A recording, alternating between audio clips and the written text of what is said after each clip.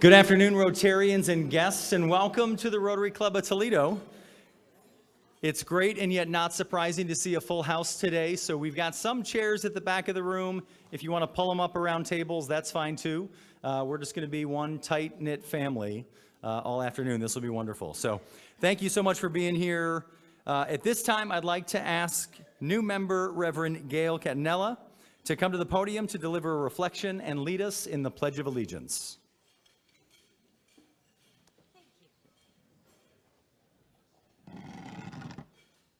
Good afternoon, everybody. It's such a privilege to be asked to pray with you. I really appreciate that. I'm very honored. And I don't know most of you. I don't know your religious traditions. So whatever I'm talking about, just make it work for you is all I can say for that. You know, they say that preachers have 3 sermons that they give, but I only give one. Over and over again, I'm going to tell you the same thing. I'm going to tell you that God loves you, that God delights in you, that God created you especially as you are and thinks you're wonderful, that God gave you gifts and talents and treasures and expects you to share them, and that God created everyone this way. No one is left out. There are no exceptions. And because I believe that with my whole heart, I will be at the Pride Parade on Saturday.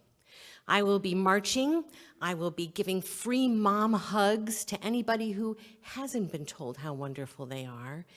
I'll be at the booth. Come visit me. Because I think that we have to show that diversity is a good thing, that people created as they are should be as they are, and that we need to lift each other up and not break each other down. And also that we affirm that in community. You can say it, but if we don't show up, if we don't live it, then it doesn't mean that much. So let's pray that it's a safe weekend. Let's pray that we learn a little bit about ourselves and about someone else. And let's pray that this time of joy and unity and celebration gets carried on more than just one weekend a year. I hope I see you there. Amen. Amen.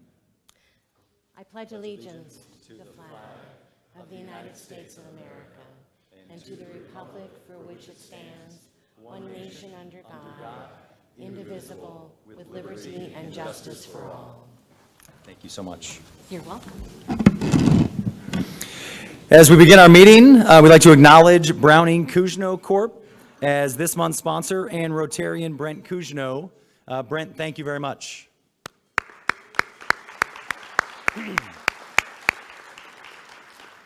I knew I saw him. He's back over there. You don't have to text him and tell him I was talking about him again. All right. At this time, I would ask Raina Dawson to please come to the podium for a Peace Committee update.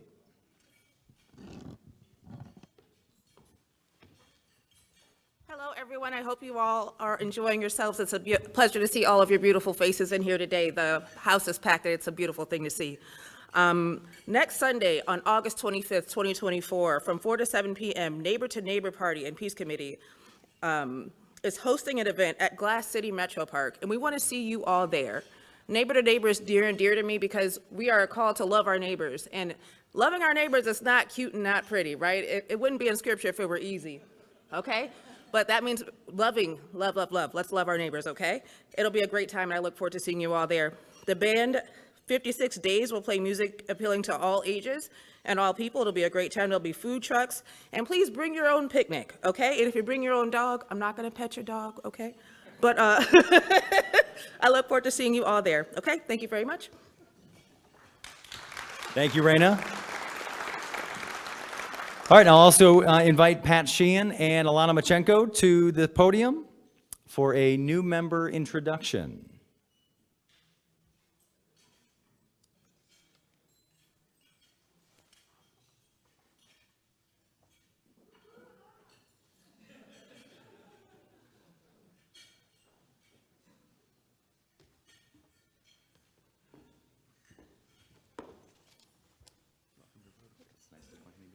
Oh, no. 6 months later.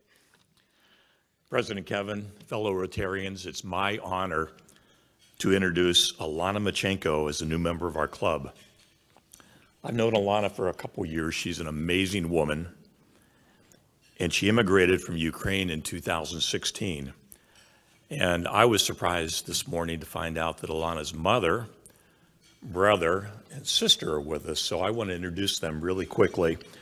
Alana's mother, Vera, is over there next to Richard. And her sister, Nadia, is over there too. Nadia's going to turn 15 here in another week or so. And then her brother, David. So welcome. They arrived 2 days ago.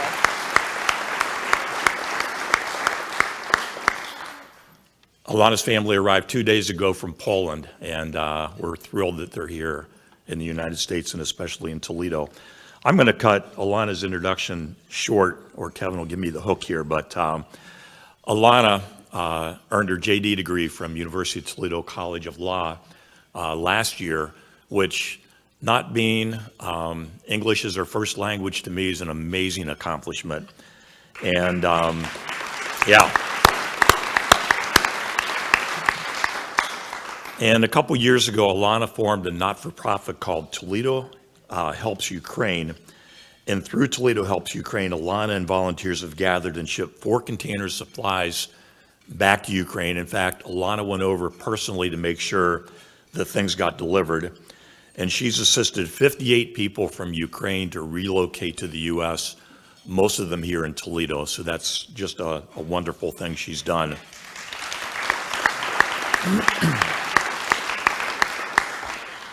In Alana's Rotary application, she wrote this down. She said, "I know some people may criticize the American dream, but I personally can tell you that anything is possible, even as a foreigner, if you are supported by a great community like Toledo."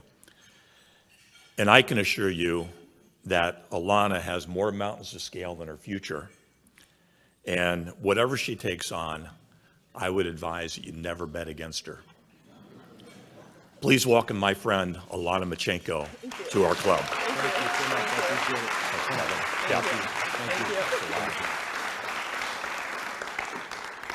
Thank you, Pat. Alana, welcome. It's 6 months she's been in the club. We finally gotten a chance to introduce her. But it has been a wild 6 months. If you know Alana, she does not have a whole lot of energy. Some Rotarians in the news. Excuse me. Congratulations to Rotarian Mike Miller on being listed in this year's class of the 40 under 40 for the National Parking Association. So congratulations, Mike.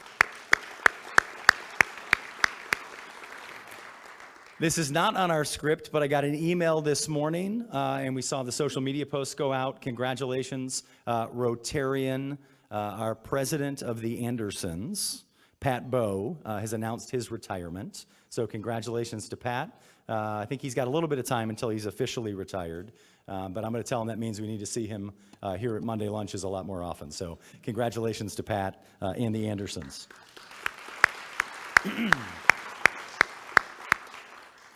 And I'd also like to welcome 7 new Rotarians to our club who were approved by our board of directors on Thursday.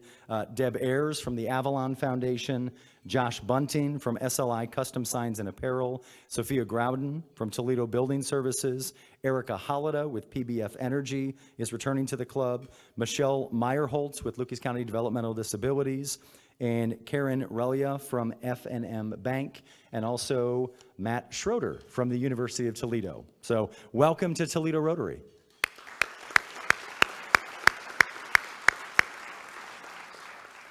All right, let's get to today's program.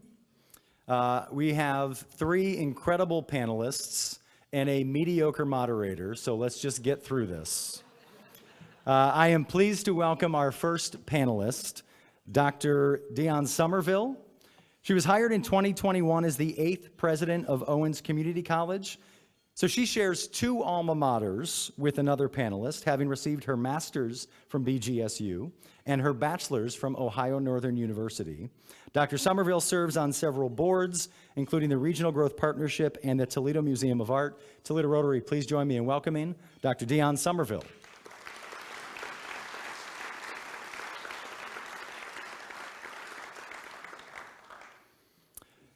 Next up, Mr. Matt Schroeder. Mr. Schroeder was named the interim president at the University of Toledo in April of 2024, officially starting in May, after serving as the executive vice president for finance and administration and the CFO at the University of Toledo.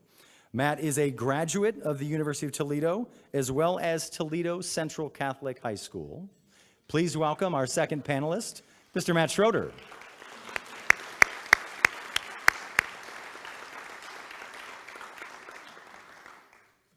And last but certainly not least, Dr. Rodney Rogers. Hired in February of 2018, Dr. Rogers is the 12th president of Bowling Green State University, just the first alumnus to hold that position, having received his MBA from BGSU. And something I didn't know about Dr. Rogers, his bachelor's degree from Ohio Northern University in music. So we may have to have him sing something before he leaves. So please welcome Dr. Rodney Rogers.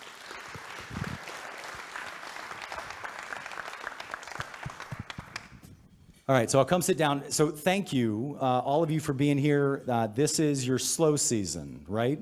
With school starting this week and next week for you respectively. I guess let's start off by talking about the new school year. As the start of a new academic year, what are you most excited about within your institution? Dr. Somerville, we'll start with you. Well, good afternoon, and thank you all for the privilege and opportunity of being here. We're excited all the time at Owens. We believe that a big part of our role is to serve the needs of the community. And so when you have a vibrant community, when you hear some of the introductions that have already happened, there's very little to not be excited about. We believe that we're on very solid footing. We continue to see growth in enrollment. We continue to see growth in partnerships.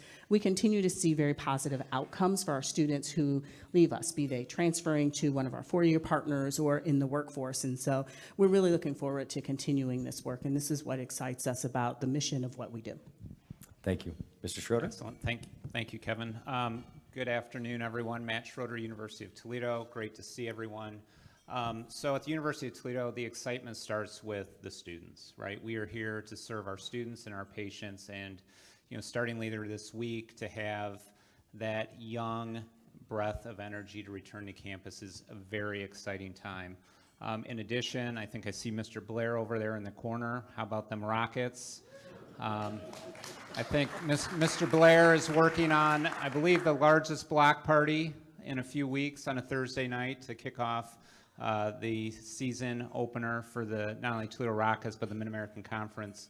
And then finally, with the energy coming back to campus, it would not be possible without our faculty. And so working closely with our faculty and obviously the University of Toledo, like many institutions around the country, we are in the process of repositioning. And so we've started a few things, and now to have the faculty back to help them with the heavy lift that's ahead of us, could not be more excited to work with them. Thank you. Dr. Rogers? I don't have a lot more to add. I think it's working now. The beginning of a new academic year is always a time for renewal, welcoming, at Bowling Green, as we move in our new students on the Bowling Green campus, we more than double the size of the town. So there's the energy within the city of Bowling Green changes literally overnight. Other than the tractor pull, which just finished last weekend, but the students arrived this week, and at the beginning, it's about changing lives, and I think we all are in that type of organization, and so many of you are as well. And so that's where the energy comes from, the opportunity to serve those students and the support of our faculty staff that make that happen. So. Thank you. Dr. Rogers, we'll stay with you. As public institutions of higher ed, there's a responsibility, just as Rotarians are focused on service above self, there's a responsibility of serving the community. And I'm interested in what do you see as your role or as your institution's role in serving the community and growing economic development in the region? So thanks for that question. Our mantra that you might see throughout campus, if you visit our campus, we're a public university for the public good. And all three of our institutions are supported by the taxpayers of Ohio. Do we have any taxpayers here? Oh yeah, okay, you all are taxpayers, I hope at least. But But we thank you, we need to make sure that we thank the citizens and taxpayers of Ohio and the nation, because we're all supported with federal supports in various ways as well. But it is an obligation to make sure that the work that we do is preparing our students for valuable and relevant careers, and the research we do is relevant and valuable. And so we work hard to make sure that we remind our students as well, is that as attending a public institution, there is a responsibility, there is an expectation. So we push hard into the service learning, we push hard into making sure that part of the learning process when those students come to Bowling Green, they're given opportunities to work in their community and be a part of that and learn the value proposition of that and how it adds to their own education, whether it be in engineering or healthcare or accounting or business or supply chain or music or whatever those majors may be, that they understand that. And then the research that our faculty and staff do, and the outreach, the creative activities, and athletics is such an important part of our culture too. Making sure that we are good stewards and that we are connected with the community in which we that we reside. So, Thank you. Matt? First of all, well said, sir. Nicely done. Nicely done.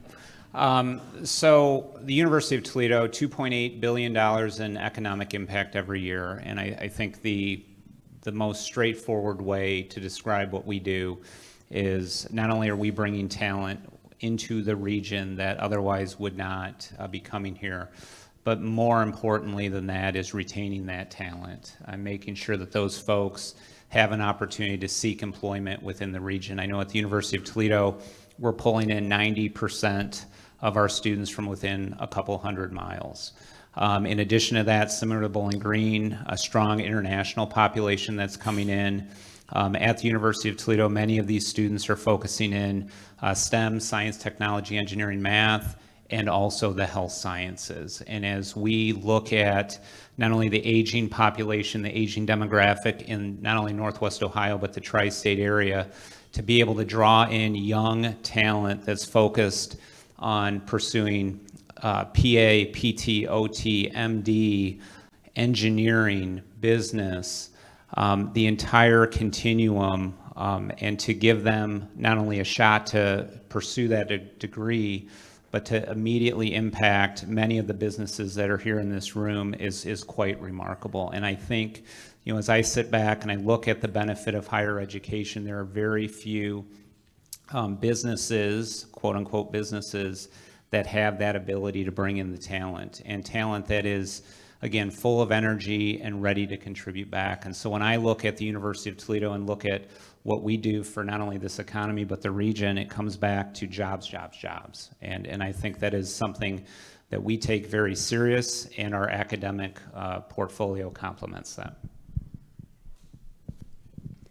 In addition to what my colleagues have said, I really believe that higher education in general, and public higher education specifically, is interdependent with the success of our region. I think that as our institutions are strong, as we need all of us to be strong, that makes a real difference in the people who are in the community, in the economy, in economic development, workforce development, everything that you can name. Higher education, economists have proved, they have proven over a long period of time that the more education you have, the better off you are as a human being. So it's your income, it's your quality of life, it's your health outcomes, it's a lack of violent crime. All of those things have a very distinct relationship with each additional level of education that you attain post-high school. And so it's important for all of us to be successful, because that's a huge part of what we do. We also bring in talent. We also work with business and industry. We work with our state government, with our local government, all of those things. We were looking at some of our outcomes data. And when you look across the industries that are most prevalent in Northwest Ohio, when you look at our top employers of our graduates, they're in healthcare and education. And then you have advanced manufacturing, which is kind of an engineering tech, all of those things. And so our role as a conduit for the region is hugely important. And I think that that's a role that not only does Owens play, but we play together in a very interrelated way with the region as a whole. I'm interested how Toledo's population decline has impacted campus, operations, culture, all of the above. Mr. Schroeder, you want to start on this one? Yeah, I think so. Just a couple, maybe random, but maybe thoughtful comments to that. Number one, having been born and raised in Northwest Ohio, to see the region go through the transformation that it's going through, is a little heartbreaking. However, at the end of the day, what this university holds not only a very special place in my heart, but I think all of our hearts, otherwise we wouldn't be here. So that being said, when we look at the University of Toledo from an enrollment standpoint, again, geographically speaking, what has played out within sort of the MSA has not impacted the University of Toledo from an enrollment standpoint. I think that's a whole different story on some of our enrollment challenges and what we're doing to get out of that. Where it has impacted us is talent from a professional staff standpoint and the ability to recruit talent into the region, whether you're a faculty member, bargain for workforce, or again, the professional staff. I think that has had an immediate impact on us. Now, on the other side of the coin though, and I'll use Brian Blair in athletics as an example, the contraction that the region is facing has not negatively impacted them whatsoever, because I think, as all of us know, those that leave the region at some point in their career, there's a high probability that they come back for quality of life issues or opportunities, et cetera. And so where we have begun pivoting as an organization is to really, as we're out there looking for talent, to find someone that has a connection to not only Ohio, but the Midwest. And there's a higher probability that we'll be successful not only recruiting them, but retaining them as well. Thank you. Dr. Rogers? I would say it really hasn't impacted us. And to be a little bit of a contrarian on that maybe is, so I started my professional career here in Toledo. The firm I was with, we were in the Toledo Trust. Then when One Seagate opened, we moved over there. And Portside, anybody here, anybody old enough to remember Portside? Okay, so there's a few of us. And the energy that was going on in this downtown. I moved away out to the West Coast, but then had an opportunity to come back. And I see what's going on in downtown right now. This is just walking in here and seeing Fifth Third Field over there, and the mud hens out there, and you see the energy in the downtown area. That's a real plus for us, because as we recruit, about 75% of our students come from outside the metro area, right? So 25% from Northwest Ohio. And when those students come here, I think we try to, and so many of you have been a part of welcoming them and hiring them here up in this area, but many of them discover the opportunity to be in a mid-sized city.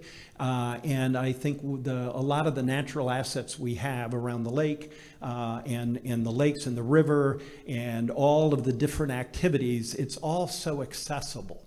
And I really think sometimes we need to be very proud of the great leadership that has gone on in this community and have made downtown Toledo and all of our suburbs are really very nice as well in different ways. I think it's a huge asset, and we've tried to lean into that as well. And so I guess I'm pretty proud of kind of our region. And I'm a bit of a product of our region from many years ago, but to be back here, I think there are so many assets that we have, and I really appreciate living here, quite honestly. And Matt said this, and it's so true. Our cost of living, you think about that aspect, the great quality of public education we have, K through 12, but then also in higher ed. So we've got a lot going for us, and as we lean into that more and more, I think, blue sky ahead of us. Dr. Somerville? So community college enrollment is a little different. Because we draw largely from our community. Our service district is all of Lucas County, Wood County, Hancock County, one school district in Ottawa County, one in Sandusky County. And so when you look overall at our population, we have a bit of stability there, at least in the last decade or so. And so also when you think of our programs and who our students are, they are literally everyone.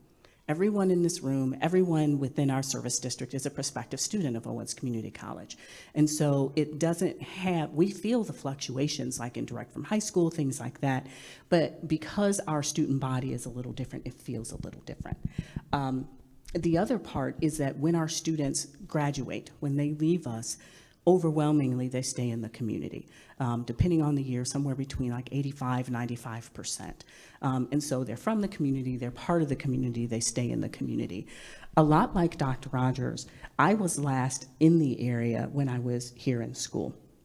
And so to leave for an untold number of years, and then to return, this is a completely, it's amazing because it's very much the same and it's very much different. Because the people are very much the same. There's that same ethic of care, that's that collaboration, partnership, people want to help one another and reach out. But the industry, the development, all of that is markedly different than what I remember when I was here as a student years ago. I'm interested to hear your perspective on that with respect to the fact that we've got, this might be the first time ever that we have the leaders of these three institutions with degrees from those three institutions prior to them taking their role. I'm curious as to how that plays into just personally your satisfaction in the job, how you approach this as a job, and how this, how that prior experience has helped you in your role. Familiarity. And so I'm an import. Please don't kick me out. I grew up in Michigan. I'm a proud Michiganian. I refuse to say Michigander because I believe that sounds like waterfowl. And so when you think about me coming from Detroit to Northwest Ohio, when I saw the opportunity at Owens, because it was where it was, is what made me interested. And so, like many people, you have different experiences through your life, your families change, all of that. And then you throw in a pandemic. I knew it was time, my husband and I knew it was time to get back closer to familiar territory. And that was a huge part of why we're here. That's why it feels comfortable in many ways. And that's a big part about why we enjoy it here and why we stay. I married a native Ohioan. And so we are, if you're a sports fan, I know there are people in here who get it, we were the couple that probably never should have happened. I grew up rooting for U of M, husband grew up rooting for Ohio State, but as a native Ohioan and also understanding the closeness to family in Michigan as well, this was a very natural choice for us. Awesome. Mr. Schroeder? Okay. So I guess a little bit about Matt Schroeder, and maybe to the core of your question. So commitment, dedication, and passion. And what do I mean by that? So Toledo, Bowling Green, Owens, and if you go back and you look at the history, all three institutions are great pedestals or launching points for someone aspiring to get a big job at either a land grant or a flagship. I think, and Rodney's done it so well down at Bowling Green, where Toledo finds itself right now is in the need or in a position to have a leader that is committed to the institution. And I don't say that negatively towards any previous leaders, but what I mean by that is, so the Matt Schroeder story, University of Toledo undergrad, Michigan grad, my brother Mark, undergrad, med school at Cincinnati, out to WashU, Barnes Jewish. Jason, structural engineer, now out at Nestle Purina, and then my father as well, University of Toledo grad. This institution has been so good to the Schroeder family over the years that, given this little speed bump that we're having right now, I just feel so passionately, as probably many of the alumni in this room do, that we have an opportunity to get us back onto solid ground and to have the courage to do that and make some of the decisions that need to be made here in the next year or so. And so for me, I live Toledo, I bleed Toledo. I feel like at this point in our history, we need someone like that, whether it's Matt Schroeder or somebody else. But you have to for an institution like Toledo, you have to set yourself aside and really over the next few years do what's best for the institution. Thank you. So, it's certainly an honor to serve as president of Bowling Green, and I have one of my degrees from BG, and I certainly, that's an honor to be in this role. My story is, I'm a first-generation college student. The advantage I had, though, I had an older brother and sister that went to college that certainly helped me figure that out. But I often think of the number of students that we continue to serve that are first generation. That college experience absolutely changed my life. To think if you would have asked anybody that I graduated with from high school, he's going to be a college president, they would laugh and say, there's no way that kid is going to do anything. Education changed my life and my brother and sister as well. And so there is a certain loyalty here. I think our three institutions, higher ed has got a lot of negativity from the national press. And a lot of it is elitism. It's being defined by who we exclude. We have an acceptance rate very low. And this energy about we are defined by who we exclude. Our three institutions, or at least I'll speak for Bowling Green, we want to be judged by the success of those we include, because the power of education changes lives. And Bowling Green does that, University of Toledo does that, Owens Community College does that, all of us do that. And to have three kind of anchor institutions here in Northwest Ohio of our sizes and how we complement each other, that is an asset that's why I'm here, because I want to evangelize a little bit on the power of three anchor institutions in higher ed that can make such a difference in our region, that have made such a difference in our region. I think if we ask how many of you have had some degree or you've taken a course or you've hired someone from one of our three institutions, would you raise your hand? Because I want to see who doesn't raise their hand. I want to talk to them, okay? And that's the impact that these three institutions have. And we're supported by taxpayers, so we want to be thankful of that. But on the other hand, this idea of anchor institution, and Matt, talked about the economic development. We both participated in that economic study. It's $6 billion combined between these two institutions, $6 billion a year of economic impact by the number of individuals that we employ and the students. That's not insignificant in my mind. And so we appreciate your support and telling the story to the broader community about the great work that's going on in public higher ed here in Northwest Ohio. Sorry, I went off. How are your institutions working together? Talk to me about some of the collaborations that are happening, maybe even some of the collaborations that are coming down the road. And I'll let whoever wants to start. Well, we have a few. And some of them have been in the news very recently, like the Northwest Ohio Innovation Consortium for the Glass Center of Excellence. That's one where all three of our institutions have been very involved since the very beginning. And what's really unique about that is that it really seeks to be a very cohesive and comprehensive partnership. And so it's not just research. It's not just workforce training. It is not just economic development. It's all three. And so it really creates an ecosystem where all three of our institutions are involved with a lot of industry partners. We also have the Center to Advance Manufacturing that one of our partners isn't here in the University of Findlay, but Owens, Bowling Green, and University of Findlay that really seeks to be a talent attractor and a workforce development coordinator for advanced manufacturing in the region. There's a variety of consortia that our faculty are engaged in together, particularly around different disciplines. And we do a lot with transfer. Since 1965, when Owens was founded, we've had more than 500,000 students through our institution. And when you think about the population of Toledo, literally everyone in the city of Toledo and beyond has been a student of Owens when you look at the population comparison. And in just the last few years, because we have express transfer agreements with both the University of Toledo and Bowling Green, literally thousands upon thousands of students have transferred from Owens and either have gone to one of those institutions and or has graduated from those institutions. And so the pipeline that we have for higher education from that laddering effect.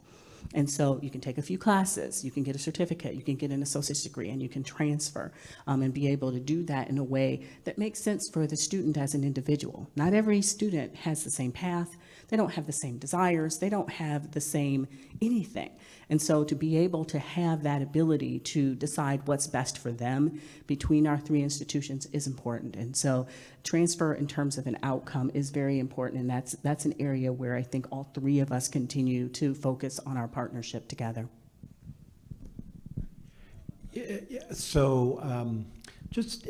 So often people ask, oh, well, I mean, how often do you talk to the president of the University of Toledo? You know, you're competitors, right? Let me tell you, Matt has been wonderful. We talk on a very regular basis. Dion, you and I talk on in fact, just this week, we have regular standing meetings because I really appreciate great partnership and collaboration. I want to poke a little bit more on this Glass Innovation Hub because I think having been named the first innovation hub in Ohio, the governor announced another one down in the Dayton area, but Toledo and this region was the first. In that example, these three institutions, we each bring unique strengths to this innovation hub. And the 6 companies that are major significant investors in this bring unique strengths as well. And this opportunity, I can't tell you how excited I am about this Glass Innovation Hub. I think there is so much opportunity here for all of us. And the research streams going on at the University of Toledo and the research streams at Bowling Green complement each other in this space, highly complement each other. And the workforce development that Owens brings to the table in all their ways. So I think that initiative alone is going to be incredibly important. And in 20, 30, 40 years, when people will be at the Toledo Rotary gathering, I hope our predecessors will be in a position to talk about how that innovation hub has grown and developed into truly a world-class center of bringing research scientists, bringing talent from around the world to Northwest Ohio to continue to elevate research and drive innovation. I can't tell you how excited, at least I am, and I think I share that excitement with all of you, how excited we are about that investment. So, Kevin, I guess to the core of your question, I could not agree more with Rodney as it relates to the Innovation Hub, 3 institutions coming together, not only for the benefit of Northwest Ohio, but to maximize our expertise in the various glass research fields. To the core of your question, though, what are we doing to collaborate? And both of my colleagues, rattle off some examples, and I can give more foreign languages, and Rodney and I are working on a few things right now. Whatever we are doing today is not enough. And what I mean by that is, and back to your comment about, 3 institutions funded, by the taxpayers of this great state of Ohio, when I look out for the next 5 to 10 years, and Bowling Green 30 miles away, Owens 10 miles away, if that, we have to collaborate more. So whatever we have right now, that's great. That's a good first start or a good foundation. But within our region and where higher ed is going, and let's be honest, depending, what's going on in Columbus in any given year, there is not going to be a massive incremental increase in funding for higher ed. And that being said, we do not need 2 or 3 of everything in the region.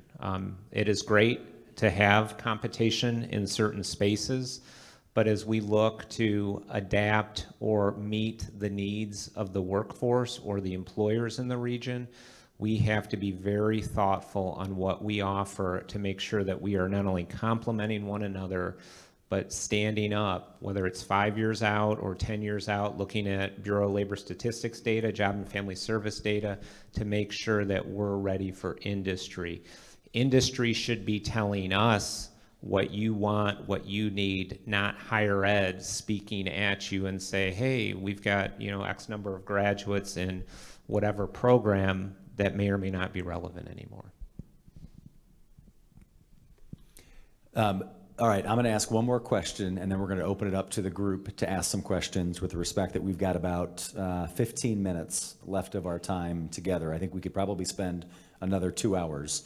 So if folks want to start making their way to the floor, Mike, if you've got a question. My final question for you, and we'll just work our way down the line. So Dr. Somerville, I'm sorry, you get the least amount of advance notice on this. The Rotary Club of Toledo, I like to say it isn't just 300 plus members strong, but we represent over 300 businesses in the region. We'll give you about 60 seconds, an opportunity to say anything to that group. What would you like to say to the Rotary Club of Toledo?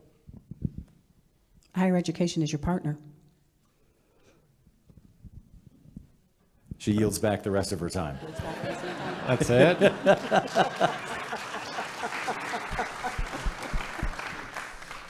I need more time to think about that. Well, we still have 57 seconds left on the previous one. No, first of all, thank you for your warm welcome earlier today. I'm happy to be engaged in Rotary. Kevin, you've told me this is one of the largest ones in the country, so super excited to see, a number of faces. I think my message to Rotary would be to keep one of us, if not 3 of us, top of mind. And what do I mean by that? So at the University of Toledo, we view ourselves as, and apologies to my friend next to me, but, the regional force powering opportunities to learn, care, work, and play. Play's obviously pretty straightforward with athletics and creating a destination, but I think the takeaway is, as you're looking for, employment or workforce development needs, there is a depth and breadth of talent within all of our organizations. And when you're either bringing in interns or permanent employees to keep us top of mind versus going out of the region for that talent. Yes, keep us top of the mind as well for your employees, of course. Maybe I'll just say there's so much negativity about higher education, quite honestly, in the press. Do you need a degree? Maybe you don't. Maybe you don't need a high school degree. Just, go to work. I hope you all will understand there are many paths to have meaningful lives, to be clear. Many different paths. And you don't have to go to colleges and all that. But going to college does give options and opportunities for people that maybe those that don't have that access won't have. Often people cite that 1/3 of college grads regret going to college. But what they don't mention is of the people who didn't go to college, didn't have that opportunity, 1/3 of them regret they didn't have the opportunity. So, bottom line is 1/3 of us regret our decisions, right? But I hope we together understand how one path of higher education and having access to higher education is going to be really critical for the future of the human condition in our region, in the state, in the nation, and in the world. And so I really worry a lot about the narrative that is coming out. And quite honestly, we're to be blamed a little bit. We can do a better job, and we have to do a better job to be responsive to workforce needs. But at the same time, We need to make sure, and several of you used the word partner, and I agree. We've got to partner more closely together to make sure we're achieving that. But whether you're a music major who became a college president, who would have guessed it, right? Although I have to admit, I went on and did business and MBA and all that stuff. But you never quite know where the path may take one. And I bet if I ask you what those college graduates that are here, your major may not align exactly with what you do today. But what you've done is grown and learned, and you knew how to learn, and you develop competencies. That is what we do, and we've got to make sure that we tell that story. And you need to push us when we're falling short of that as well. But that's what I would say, and I took Dion's time and Matt's time. Sorry. You're welcome. Thank you. Dr. Rogers, to make you feel a little bit better, over half of marriages end in divorce. So if you're at only a third that are upset That's about the not bad. decision, you're doing pretty good. Is That's that not true? bad. Yeah, unfortunately. Yeah. All right, let's go to the floor mic for some questions. You hear me? Yep. I'm just curious where y'all think about distance learning and the investment you're making in it right now, what investment you see making in the future. I think it depends. It depends on the individual learner, and it depends on the academic program of study that they're considering. Not every student is cut out to be a distance learner. It takes a level of independent initiative, as well as, you're tech savvy. You have to have a certain level of motivation. But there's also certain disciplines that don't lend themselves very well to that. I believe that during COVID, we saw a lot of innovation with what those outcomes are and how you're able to, it took a lot of people who were naysayers about distance education and forced them to innovate online. And some of that was absolutely fantastic. Some of that was absolutely horrific. And it depends on them individually where you are. I think that when you look at people who are direct from high school, I remember 20 years ago, there was a big push of, oh my gosh, everything's going to be online. Online education is great. And very much thinking of the students who are, quite honestly, digital natives. What we see in them is that while they may have grown up with the technology and they don't know an existence without it, they still want that human interaction. And that's hugely important to them, be it in a support service, be it through their faculty, whatever it is. However, you can't compete with the fact that there is a convenience to online learning. And again, online programs are not all created equal. And certain ones are asynchronous, some are, study at your own place. I mean, there's so many different pieces to it. One of the things that we've focused on is for our faculty who teach online, that they have additional training. There's a certification that is offered through a national organization to make sure that they are prepared. We also are in the process of transitioning our online learning platform. And so there's faculty assistance with that to make sure that pedagogically the classes are at a level that they should be. And so I think that online learning, when you think of it from the generic perspective, there's a lot of variation, but I do think that there are steps that we can take as institutions to assure that our students who are at a distance are receiving a quality education, just like the ones who choose the brick and mortar format. Anything else to add? I think I agree. I cede my time back. Judge? Thank each of you for your time sharing with us today. Also want to mention that I'm with the federal court, and our federal court has a relationship with each of your institutions. I have two unrelated questions for Matt. The first, Adrian College. What's the purpose and significance of that, a new relationship? The second has to do with the law school. The law school has been on a dean search for a while now. You've had a number of faculty, unfortunately, leaving the law school. I hear that you're phasing out the night school program. What's the future of the law school with UT? Okay, a lot to unpack there. So real quick on the, law school is not moving downtown, if that's a follow-up question. So number one, Adrian, and so we've had a 3+3 with Adrian going back to maybe 2015, 2016. What we announced in the last few weeks is working closely with Adrian within that same 3-year period as you're pursuing a JD, it's also an opportunity if someone is interested to have a master's in criminal justice. So it's really stacking on top of one another within that defined period of time. Number 2, the College of Law, Rebecca Zitlow is currently interim dean. We lost Ben Barrows. He went down to, I believe, Stetson down in Florida. We do not have a search currently underway. That is most likely in the future, and I'll just leave it at that. So leadership within the College of Law has been steady, interim dean, with opportunities to transition to a permanent dean here, probably within the academic year. The final piece was, yell it at me again. Oh, night school. So I'll look into the night school piece. What I do know with College of Law, though, and I was just looking at the data on Friday with our provost, College of Law is trending up in enrollment. So there was definitely a period of time where law was contracting significantly. I think some of the ABA passage rates a number of years ago impacted that. It has definitely rebounded the last few years and will rebound again this year. But I will circle back with you on the night school thing. All right, so I think we may have time for officially one more question.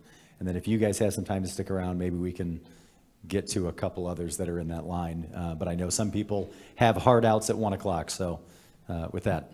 I'll be super quick. I'm Dr. Trevor Bates. I'm the president of Mercy College right up the road. I look forward to working with all of you and getting to know you. I'm appreciative of Kim Daines and Dr. Durant for inviting me today. Thank you. Thank you for being here. Okay, so with that, I will just say thank you to each of you. When the program committee first had this idea of a public higher ed panel, the logistics of getting the 3 of your calendars to align didn't seem like it was possible. And yet I actually think it was like one of the first dates that we picked, and it just worked. So thank you so much for being here. Thank you for your time. As a gift for each of you, we have a coffee table book that was authored by one of our past presidents and a former member of the club, Clint Mock, called Historical Tales of Toledo, that we'll send with you. We're also going to make a donation in each of your names to the Polio Plus Fund to assist in Rotary International's efforts to eradicate polio from our world. So thank you so much for being here. We appreciate everybody in the room, all of our guests for being here. I'm trying to think offhand. Next week, we have Lord's University and Junior Achievement talking about innovations in education and their new 5th-year program. I know we've got other programs ahead that are probably in my notes that are over there, and I'm not going to walk to them. October 14th, Dr. Durant will be here in this room, maybe also that room behind us as well, as he tends to bring buses full of people with him when he speaks. So we're looking forward to that as well. And we will see all of you again next Monday. So thank you for being here. I'll ring the bell in a minute. We are adjourned. If you guys have a few more minutes, maybe we'll take a couple more questions at the podium, and then we'll get you guys out of here. All right, I'm going to ring a bell, and then we'll have 2 more questions.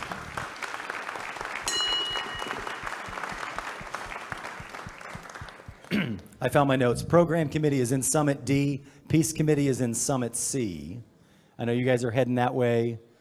Bob, you got a question? All right, Bob, go ahead. I didn't know you were taking him from the mic, but first, thank each of the 3 of you for adding to the quality of life in this region, which your institutions definitely do. What do you see in the future of college landscape in Ohio in the next 5 to 10 years? You want to start? Hey, rock, paper, scissors for who has to do that one. Mr. Savage, thank you for that question, sir.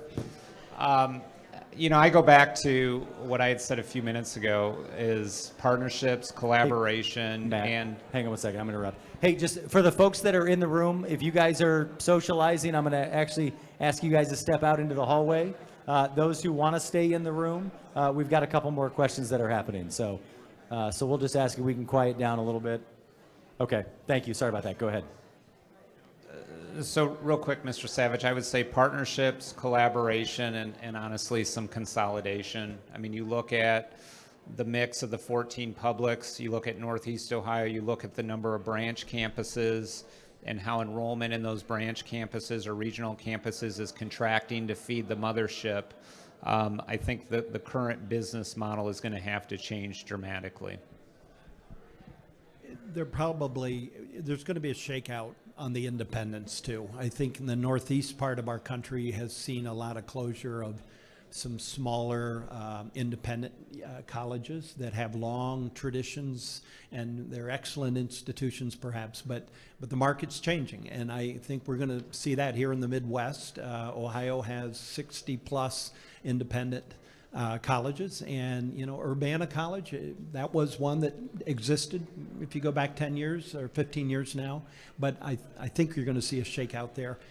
I also, though, think there will be a pendulum that swings back a bit to say education is important and degrees are important, and I think that will make a difference. Plus, I think of the Intel effect. I think the Intel effect is going to have dramatic impact on Ohio, including Northwest Ohio, because as Intel brings in more engineers and more science and research, all of us are going to benefit by that, which is going to require more education. So I think there's some pendulum that'll swing the other way. But Bob, thank you for that question, because I think we grapple with that each and every day. I think that you'll see increased consumerism and increased oversight, because part of what is happening in the state, some of the questions that the public but also our elected officials are asking is, could we have hastened this? Could we have prevented this? Are there specific actions that we did or did not do as institutions of higher education that maybe lead to certain outcomes or not lead to certain outcomes? And so I do think that oversight and those oversight questions are going to be more and more pointed.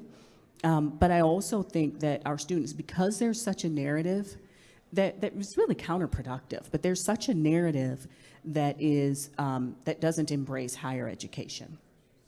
And people forget that anytime you engage in a learning experience beyond K through 12, chances are that's higher education, regardless of what you call it, regardless of what the institution is or isn't, or if it was offered by your organization through one of our institutions. And so I think that is something that is going to, it's going to continue to be consumer driven. And we're going to be forced into not only different business models, but different pedagogical models, different methodologies. All of that will happen. And I believe we've already seen the beginnings of that, and I think that that's going to strengthen and continue as we go through the next 5-10 years and beyond. Yeah, can I do a follow-up question or statement? Sorry, not question. I think higher ed has not done a very good job of telling its story. And so when you look at, why is Google saying, we're going to hire you based on your skill set versus, where you went to undergrad? In my humble opinion, it's, many institutions of higher ed, they don't do a good job speaking to the value of a degree. And why is that degree so important? It's butts and seats, butts and seats. Let's recruit as many students as we can. Okay, attrition will be 25, 30%. We'll graduate 50%. And so it's very difficult, I think, for many employers to see that financial burden placed on young people when they can do it on their own. And so I think there is, and I know this probably sounds corny, but a paradigm shift coming as it relates to higher ed and what that looks like in terms of not only job creation, but job support. But also, one of the things that really came out in the pandemic or post-pandemic were all of these companies that said we're dropping our degree requirements. There was a follow-up study to see how their hiring practices actually were, and for most of them, their hiring practices did not change. And so they can say one thing, but their actions, and so that really speaks to the culture and the value of higher education, if it's, a truism or if it's just an artificial construct. Interesting. Thank you. one area, there's a couple areas that Rotary all over the world focuses on, and two of those are vocational service and youth development. Here in our club, we have those two committees working together on a joint project on critical thinking skills. I was reminded by Marlon Kaiser that apparently the Ohio Means Jobs, let's call it the Ohio Means Jobs Readiness Seal, is required for graduation. That's a new development, but the whole idea of developing critical thinking skills and the value of it to you and a requirement for those who apply for admission to your institutions. Can you comment on that for me? I'll start by saying, I think that question and this idea of critical thinking and the competencies that we want in our students is part of what's kind of been suggested here. Maybe we in higher ed have not been as intentional about what the goals are. So it's not so much on content knowledge, although that's very important in many fields, but it's these competencies like critical thinking and communication and how to work with others and learn from others and learning to learn. Those competencies, we've got to be much more intentional in developing that. Now, we did launch an initiative called Life Design at Bowling Green 4 years ago because of a large gift that we're able to bring that. And that's using design thinking principles to help students navigate college and empower them. And there's a lot of overlap between the critical thinking competency and the design thinking competencies that are used for many companies, especially in high tech, is why we embraced it. But we stole the idea from Stanford, and we found that the students at Bowling Green have benefited. We have record retention and graduation rates, and a big part of it is helping students figure that out at college so they can apply it when they leave. I couldn't agree more. Those are the skills that are going to make a difference long-term in their careers, not just the first job, but all of their job and in their life too, as community leaders. Well said. No, I agree completely. I also, sir, to your question, wherever you went, right there. I think this is the value of some of the general education in the humanities at a university to encourage that critical thinking, that linear, or not linear, but just full spectrum thinking. As I sit up here and we talk about the professional programs at the University of Toledo, some folks think that that's an assault on the humanities. It absolutely is not.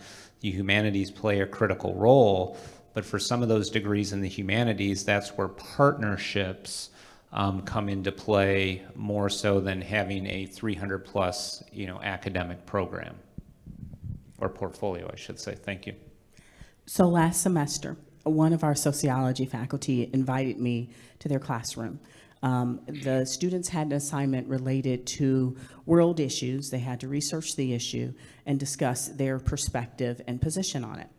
It was absolutely incredible because in a classroom with a variety of different generations, their positions were often formed by the world events that they had witnessed during their own lifetime. So the faculty members would be different than mine, than some of the more adult students versus some of the direct from high school students. And so that in and of itself was fascinating. The part that relates directly to what you're saying and where I was thrilled is that these students, each of them as they stood up and gave their presentation, exhibited critical thinking. When you talk about a comprehensive community college, one of the gifts that we have is providing a lot of the short-term training as well as the transfer. Our sociology looks just like University of Toledo sociology, looks just like Bowling Green sociology. That's why the state created transfer pathways, so to avoid that duplication of effort. But when those students could sit there and say, this is what I feel, and this is the data that supports it, and they can talk to one another and challenge one another's thinking and their ideas, challenge the faculty member when the faculty member says, well, why do you think, the United States plays this role of blah, blah, blah, blah, blah, and they could come up with very well thought out and articulated responses. That is critical thinking at work, and that's why all of us, actually probably all of higher education, in some way, shape, or form has articulated our critical thinking as part of our general education outcomes, as part of our of all of our curriculum. All right, Jason, final question. Yeah, Thank you all for the extra time.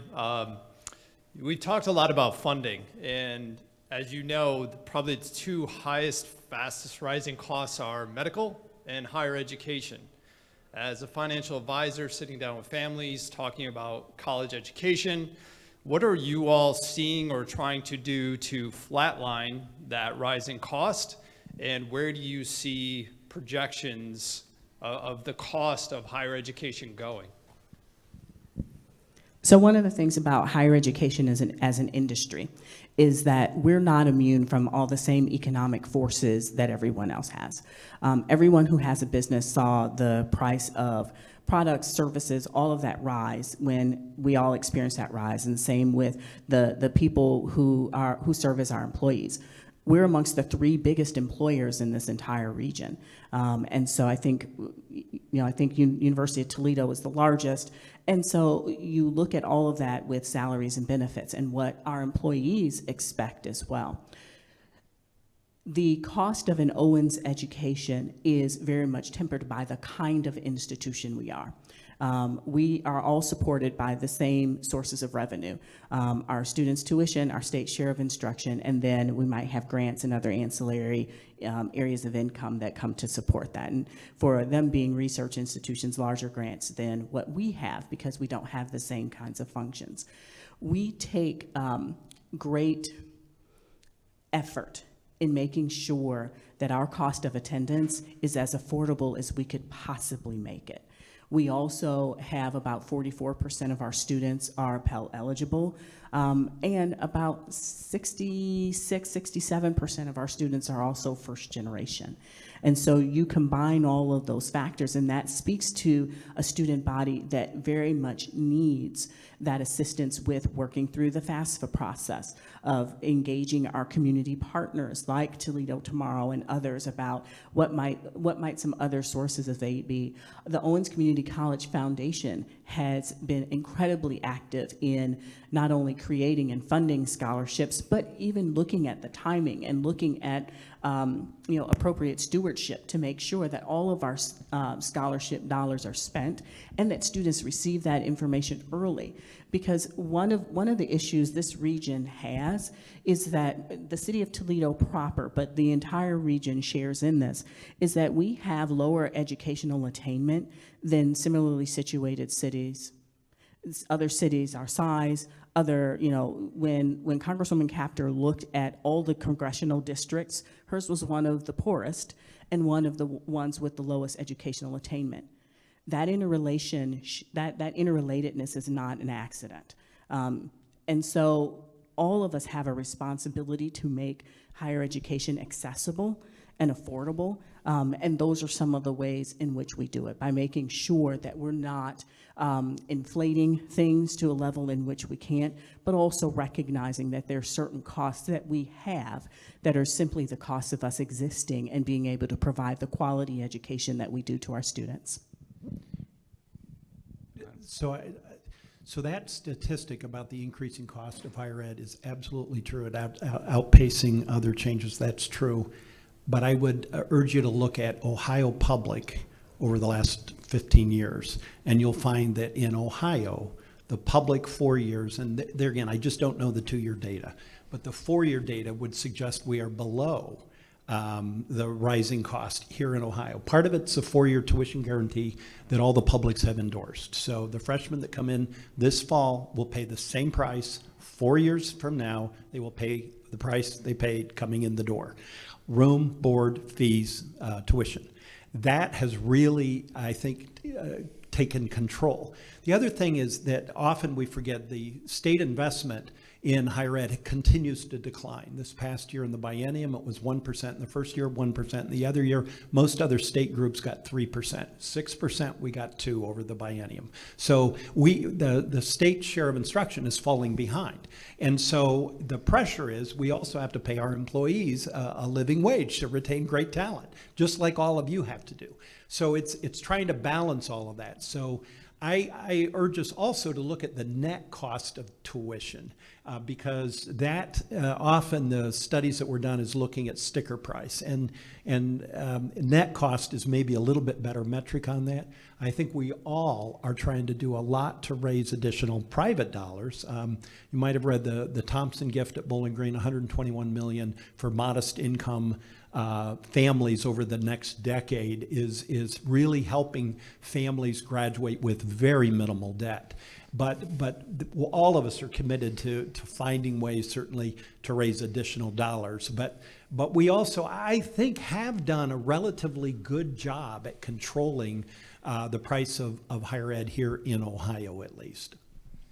No, I would agree with you, sir. And I think in general, at some institutions around the country, the pricing model is out of control. You know, I read an article, I think Vanderbilt's going to push $100,000 this year for undergrad. It's absolutely crazy. It probably does not cost them that much per head. That being said, when I look at the 14 publics, we'll do 13 because we'll back Neomed out, the 13 publics in the state of Ohio, and knowing exactly what they're charging tuition and fees, it is very affordable in the state of Ohio. Now, those are just words for, you know, a family, first-gen college student that's struggling. You know, it is a big barrier. It is a heavy lift. To Rodney's point, the tuition guarantee, which I'm looking at Mike Dennis, I think this is the 7th or 8th cohort that we're in from a tuition guarantee standpoint. That has been a tremendous value or initiative that Columbus had put out a number of years ago. Now, it makes it difficult in a good way within a 4-year public to make sure not only, okay, you're affordable, check the box, but now you have to be efficient. And what are you doing to bring those efficiencies to bear? You know, and that's where the heavy lift comes into play. And to Rodney's other point with state share of instruction, yes, we get X number of dollars every year. However, that too is a competitive funding model. So it's not just business as usual. You get $100 million in SSI. No, you have to compete. And it's a zero-sum game at the end of the day. And the big dog at the top is Ohio State, followed by Cincinnati. And so they're just stealing market share, or earning, I should say, market share from everyone else. So with SSI competitive, the tuition guarantee, a good thing for the taxpayers of the state of Ohio, it is forcing higher ed to adjust quicker than what I think it normally would, which is a good thing for the students and the parents. Can I add one more thing? So to kind of reiterate or to reinforce that kind of point about there's Purdue Gallup does a longitudinal study. They look at graduates of universities, public, private, big, small, across the country. They've been doing it for 30 years. They've been tracking all this to look at long-term career success, long-term happiness and satisfaction with their life and career. This study always comes out every year, and I will tell you, it never gets much attention, because here's the result of it. What the result is, doesn't really matter where you go to college. It's how you go to college. That is always the result every year. So I think the Ivies and the wannabe Ivies never want to talk about that. But it's how they go to college, and how you go to college is being engaged in connection and intentional about what you're thinking about career and life. So anything we can do at a public, we are a great value, and we can provide an amazing education, as long as the students kind of understand they've got to meet us halfway, because they can pay the $70,000, the $100,000 to go to Vanderbilt. But they can get an amazing value right here in Northwest Ohio and have an amazing career in life. So I love that study, and I often tell prospective parents about it too, that it's how they go to college, to take advantage of everything we all have to offer our students. So, and I think when one of the things that strikes me about this panel is my undergraduate major was English. President Rogers is music. When you listen to pundits, neither of us should be employed.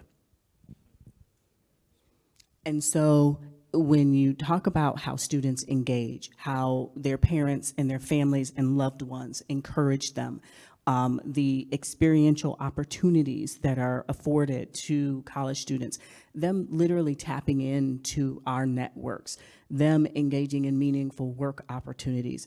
Those are things that we all provide and that we all are very proud of. And that's part of what makes the collegiate experience, and that's what leads to the positive outcomes that our graduates enjoy.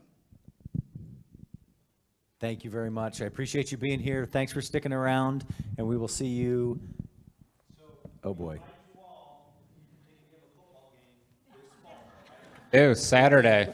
Saturday. Okay, we'll see you all there. Okay? We got to figure out what the wager is this year, right? No wagers, but you know.